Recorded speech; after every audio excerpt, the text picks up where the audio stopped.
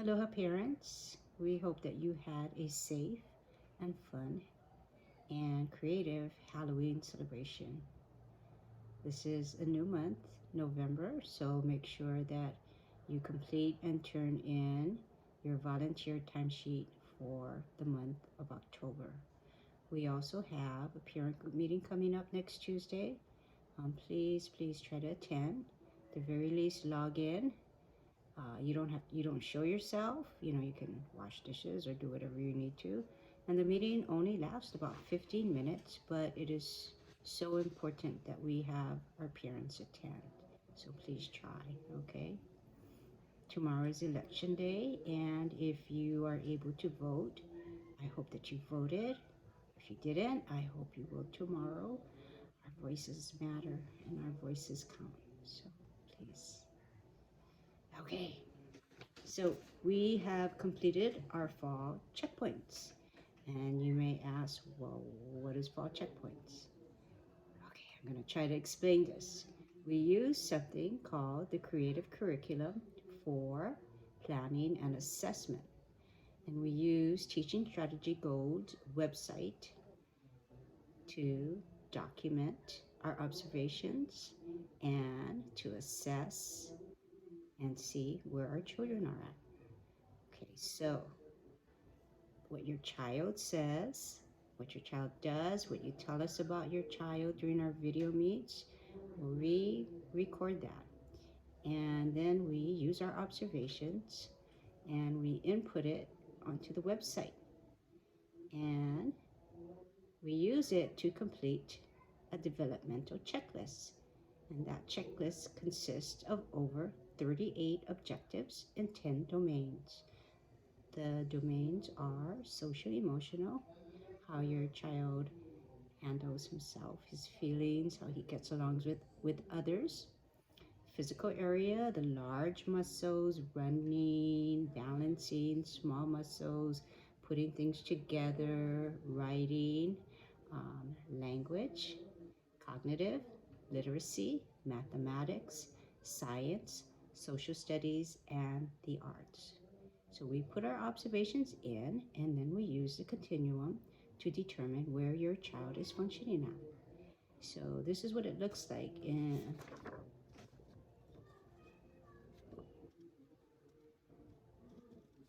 So it has the different stages of the objective. So for example, this is demonstrate emergent writing skills.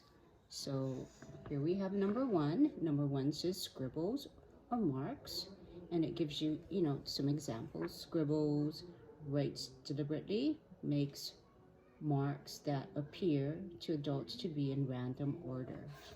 And as you see, it's progression. Okay, and the last stage is accurate name. Writes all the letters of O name in the correct sequence, form, and orientation. So on the bottom here are color bands.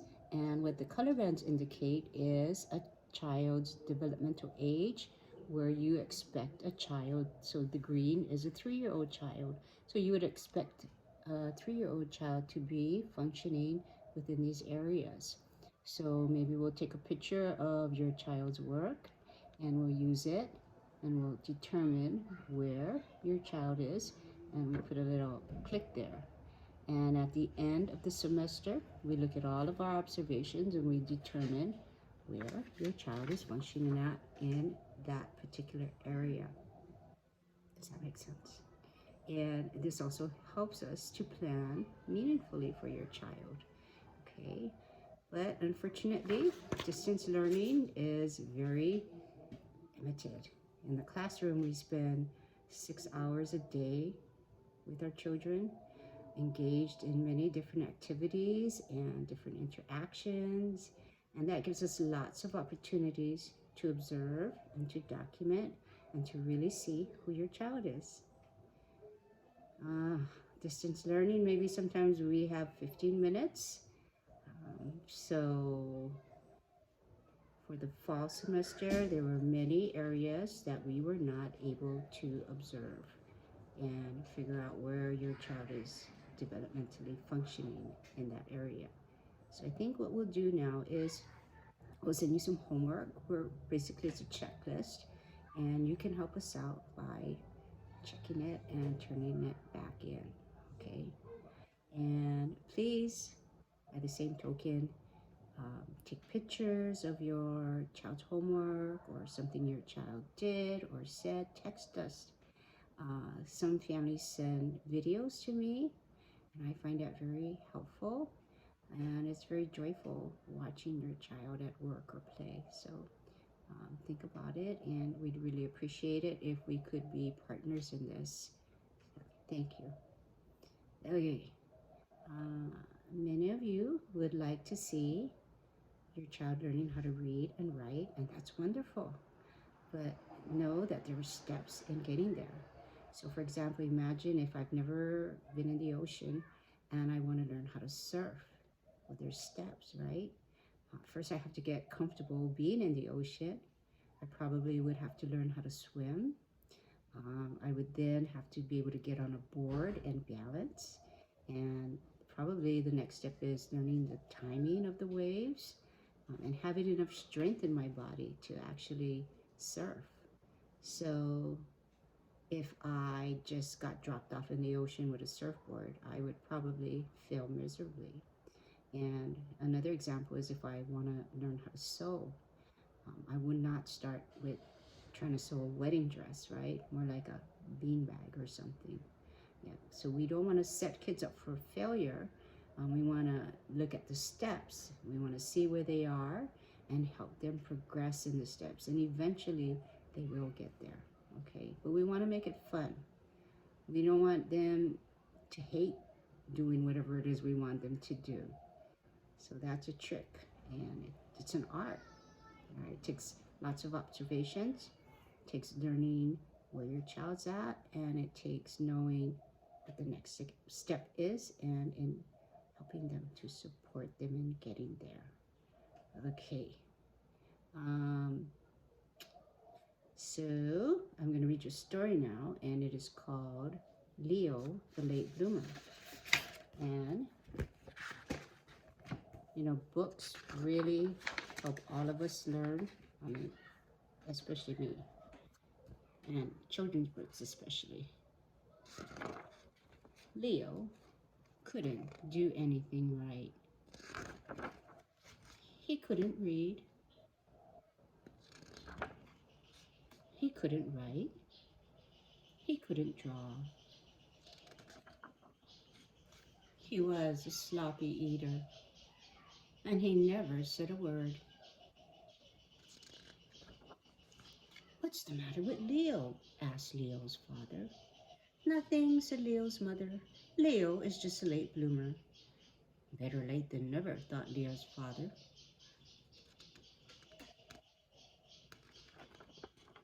Every day, Leo's father watched him for signs of blooming. And every night, Leo's father watched him for signs of blooming. "Are you sure Leo's a bloomer?" asked Leo's father. "Patience," said Leo's mother. "A watchful bloomer does not bloom." And so Leo's father watched television instead of Leo. The snow came. Leo's father wasn't watching, but Leo still wasn't blooming. The trees budded. Leo's father wasn't watching, but Leo still wasn't blooming. And then one day, in his own good time, Leo bloomed. He could read. He could write. He could draw. And he ate neatly. He also spoke. And it wasn't just a word, it was a whole sentence. And that sentence was, "I made it." And that is the end. So know that every child has your own strengths as well as challenges. They all have their own interest. It's unreasonable to expect a child to do well in all areas. Each child has his or her own developmental timetable, and we cannot force them to get to the next level. But what we can do is provide activities and support to help them get there when they are ready. So remember, it's not a race, and remember that one of the greatest gifts that we can give our children is the love of learning. Okay, so using the TSG developmental continuum, also with a lot of years working with kids, I can tell you that development is incredible. Sometimes you don't see any progress for a long time, and then all of a sudden, like Leo, kaboom. But know that I am very honest, and if I see that your child is having a hard time, I will let you know, and maybe we do need to ask for additional support. Okay, but whatever decision, it's always yours to make. Okay, so I am going to send an email inviting you to join the TSG website. And I know that you can share your observations, and that helps us with assessments. You can view our lesson plans, and I think you can check out activities. I'm not sure because I'm not a parent, so I don't have access. And all the manuals are locked up in our classroom. So please respond, check it out, and then maybe you can let me know what you actually have access to, okay?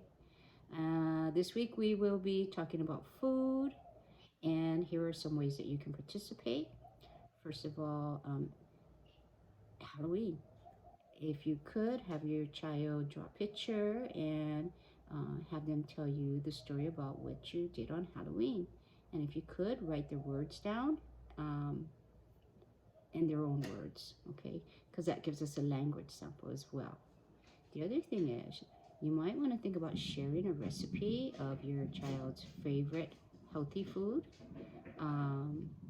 You may take a picture of your child eating a favorite dish, and you can also, if you challenge yourself, maybe do a cooking demonstration for us that we can post on YouTube for everyone to see. Okay? You know, the kids really, really enjoy seeing each other. So if you can, send me pictures and allow me to share them with the other children. Okay? I know we'll get back to the classroom someday, and I want us to go back with already a relationship formed with each other. And so sharing pictures and sharing ourselves is one of the ways that we can do that. All right, this was a long one. Thank you. And if you have any questions, call, text, email. All right, thank you.